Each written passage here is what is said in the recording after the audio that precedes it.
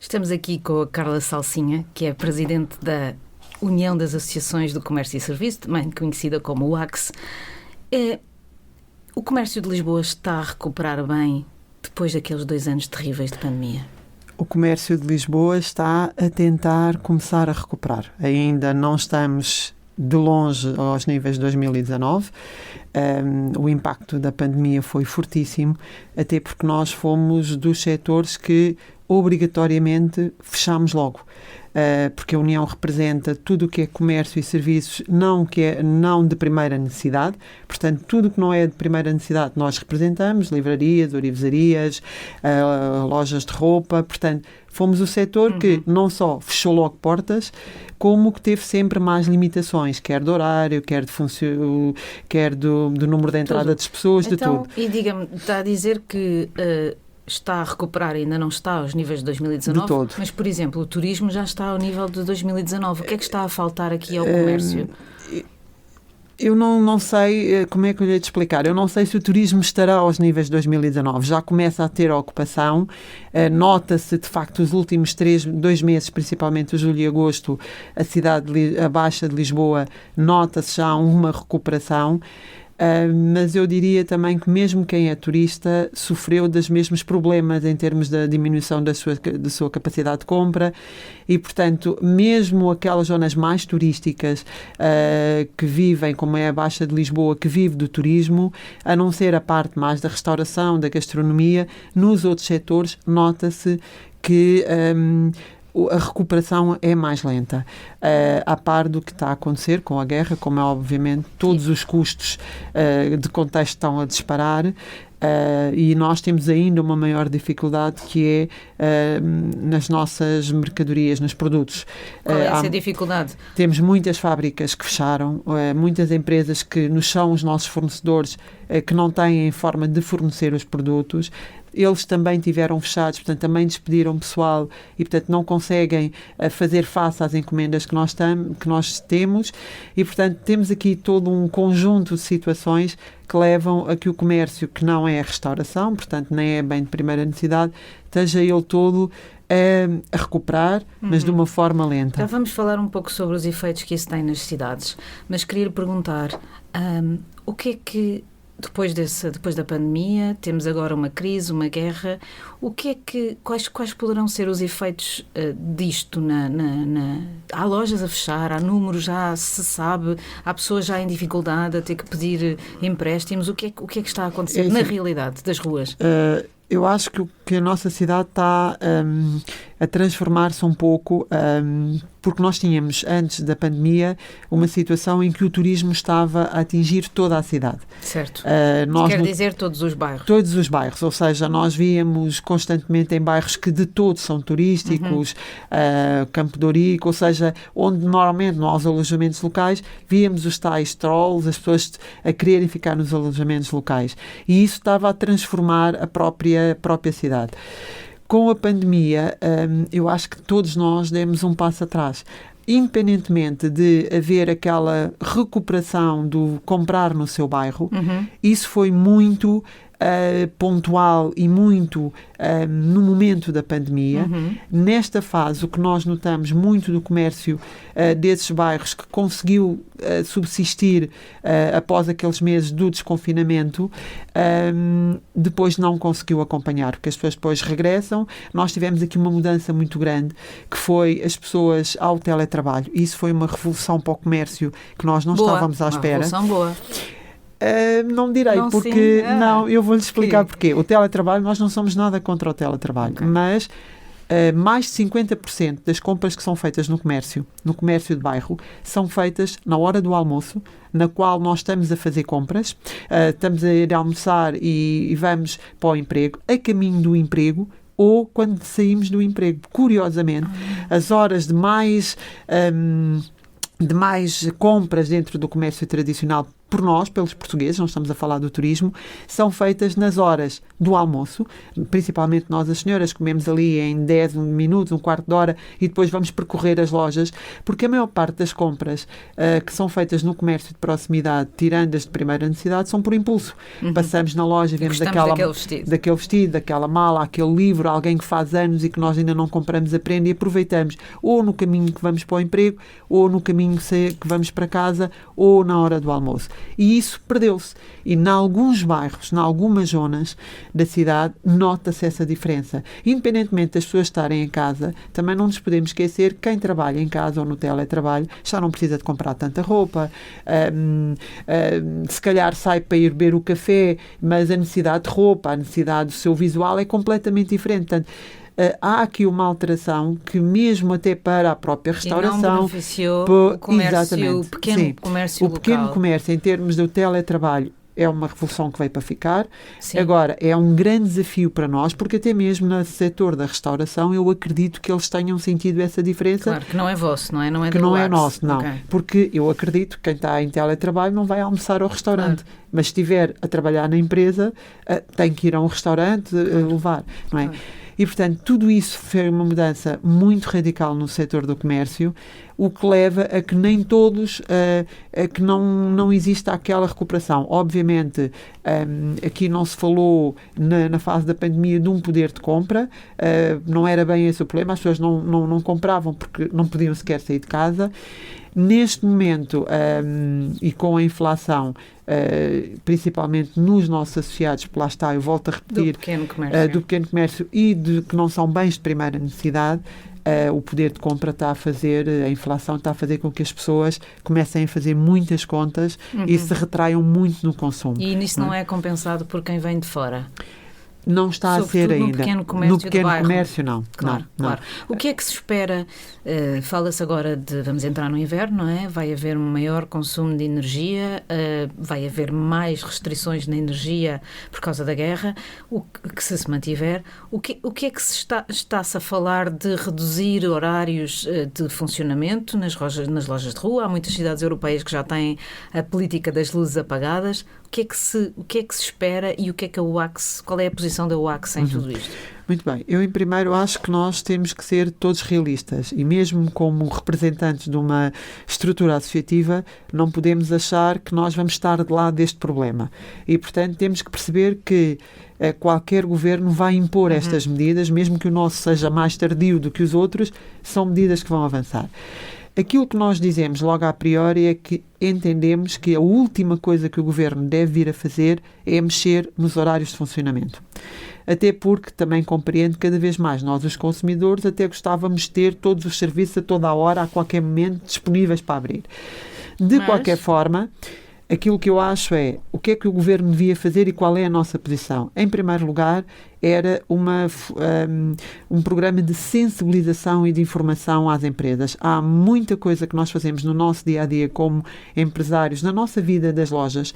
Por exemplo, uma sapataria que tenha um armazém. Provavelmente, muitos de nós até deixamos a luz do armazém quase sempre aberta. Se calhar, se pusermos uma célula, só se vai lá, só o acende quando alguém está lá dentro. Pequeninas coisas que muitas vezes nós nem damos muito valor, mas que no país todo fazem muita diferença. Eu acho que esse devia ser o papel de informação, de sensibilização. Depois, nós já temos falado, achamos que o governo devia fazer um fundo energético para o comércio e serviços, no sentido de apoiar a mudança do sistema de iluminação. Como fundo ambiental para as casas. Exatamente, de iluminação. Muitos de nós temos, o mais fundamental numa loja quando entramos é a iluminação. Mas acredito que muitos de nós estejamos a fazer uma iluminação que se calhar nem ilumina tanto, se for substituída por outro tipo de iluminação, muito mais ambiental e com muito menos custos. Os próprios reclames, há cada vez uma tendência dos reclames luminosos irem desaparecendo, é uma moda. É pronto. Por que não apoiar as empresas para mudarem as suas fachadas das lojas, mudarem as suas montras, requalificarem? Se calhar, tudo isso são coisas de maior prazo do que é preciso agora. Não sei, porque o mudar uma iluminação numa loja, se calhar numa semana, em 15 dias faz, depende, claro, da dimensão, do número de lojas, mas como estamos a falar do comércio de cidade ou de rua, eu acho que isso não seria difícil. Eu acho que isso seria uma medida que a maior parte dos empresários, não estamos a falar em 100 mil euros, em 200 mil, em 300 mil, uma loja de rua, uma pequena mercearia, se calhar com poucos euros, não é, mas sei lá, com 2 ou 3 ou 4 mil euros, se calhar far-se ali uma remodelação, e isto é tudo um espírito que leva. E depois, quanto à questão de nós termos as lojas com as luzes fechadas após o encerramento, nós não somos contra, desde que o Governo e as câmaras municipais reforcem a segurança. Por exemplo, só para lhe dar uma ideia, a Avenida da Liberdade, uma avenida topo de gama, se nós tirarmos a iluminação de todo o comércio, de toda a restauração que ali está, a iluminação de rua fica às escuras. Portanto, se não houver ali reforço de segurança, aqui, e como percebo que o Governo já avançou com a ideia de que os próprios edifícios do Estado, monumentos, vão fechar as luzes, tudo bem, temos é que reforçar o policiamento. Muito ainda. Encerramento, e sei que é uma polémica, encerramento, eu acho que se houver, tem que ser de uma forma uniforme. E não é só o pequeno comércio, as grandes distribuidoras, os centros comerciais, tem que haver aqui uma igualdade.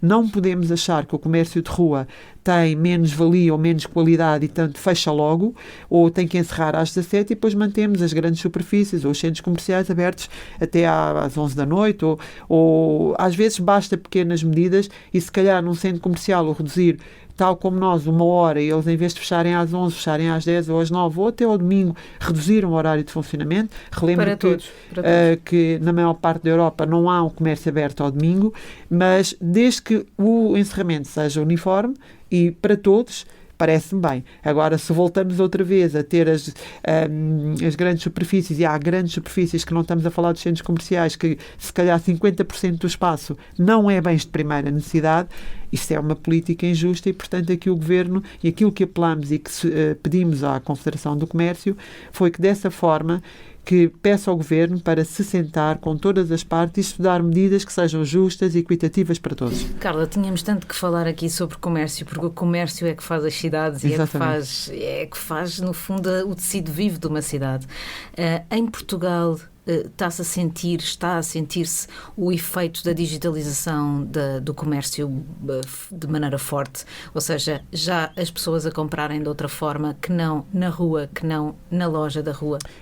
Sim, eu acho que uma das coisas que a pandemia fez, seguramente estamos a falar do comércio de bairro, ao pequeno comércio, foi dar-lhes essa visão que não podem ter só o espaço físico, ou seja, nós continuamos a gostar de ir às lojas, o mexer, o contacto com a colaboradora que nos pergunta o que é, ou que já sabe o que nós queremos, aquele contacto pessoal, o contacto com as peças. Não é a mesma coisa comprar uma camisola via online ou tocar na peça, sentir a leveza da peça. De qualquer forma, não a loja online, porque isso às vezes implica custos que uma pequena loja de comércio pode não conseguir ter. Agora, a divulgação nas plataformas digitais, no Facebook, no Instagram, nos canais, no YouTube, aquelas lojas que já fazem todos os dias um programa onde apresentam as camisolas, isso foi uma tendência que se está a notar. Não é ainda na dimensão que nós gostaríamos. Aliás, há agora um programa que nós vamos entrar com a Confederação do Comércio, das aceleradoras do comércio, em que o objetivo é focarmos-nos na tentativa de digitalização de todo o comércio, não tanto a criação da loja online, que eu acho que isso é mais difícil, até porque, por exemplo, eu falo muito, uma pequena loja, uma pequenina orivesaria, se calhar não consegue ter, de bairro, não consegue ter os produtos constantes online para estar a vender. Por exemplo, se olharmos para uma Zara ou para uma Mango, que tem uma quantidade de estoque brutal e que conseguem ter a loja online. Mas eu acho que o fundamental é nós chegarmos junto do consumidor. E eu acho que isso paulatinamente já entrou no espírito do comércio. Agora temos é que o forçar, mas sem dúvida que notamos que cada vez mais há essa preocupação até dos nossos associados de nos perguntarem se vamos ter formação na área digital, porque eles querem criar o seu canal, querem ter uma página no Facebook. Muito rapidamente, como é que acha que o comércio em Lisboa pode, por um lado, aproveitar o turismo e, por outro lado, não se descaracterizar? Olha, eu acho que isso depende muito de um conjunto de nós, estruturas associativas e principalmente da Câmara também Municipal de Lisboa. Esse é um grande desafio que neste momento nós lançámos à própria Câmara Municipal de Lisboa e que tem a ver, por exemplo, do processo das lojas com história, que neste momento, e eu nestas coisas gosto muito de ser frontal, acho que foi um dos grandes projetos que a Câmara Municipal de Lisboa teve, independentemente de qual seja o executivo. Neste momento, se não nos sentamos e pensamos, vai descaracterizar e vamos perder um grande número de lojas, porque aquilo que se fez foi criar as lojas com história para salvaguardar as tais lojas com a nossa identidade e com a nossa característica. Muito porque na altura, pela lei do arrendamento, a grande parte destas lojas teriam que encerrar. Só que não é só salvaguardar a questão da lei do arrendamento. Tem que se criar uma equipa que não está criada, e digo isto, não está, em que não só se trata da questão do arrendamento, mas depois se trata da questão da própria loja. Porque muitos empresários têm a chancela de loja com história, mas ao longo deste tempo não evoluíram a loja. E hoje nós, mesmo quando visitamos uma loja com história, gostamos de ver a traça e a característica, mas também a sua evolução. Eu dou muito exemplo do que aconteceu na célebre livraria do Porto, em que eu entrei lá há 10 anos, se calhar, e hoje a Lelo mantém a traça, mas é outra coisa. E eu acho que nós podíamos ter feito isso em Lisboa e devemos fazer em Lisboa. Aquilo que tem que se fazer é pensar como é que mantemos a traça e como é que fazemos o evoluir das lojas. E acho que isso, criámos o Conselho Consultivo de Lojas com História, a Comissão Executiva, mas não se pensou no depois. Só que isto estão a passar vários anos e aquilo que eu alertei o nosso vereador é que se não pomos mãos à obra nesta parte que não foi feita, vamos perder muitas lojas até ao fim do ano. Imensos desafios, Carla, e imensas coisas que não falámos nestes 15 minutos. Estivemos com Carla Salsinha, eu sou Catarina Carvalho, diretora da Mensagem de Lisboa. Obrigada por esta. Obrigada. E ficámos aqui toda a noite e toda a tarde e todo o mês a falar sobre o comércio que faz as nossas cidades.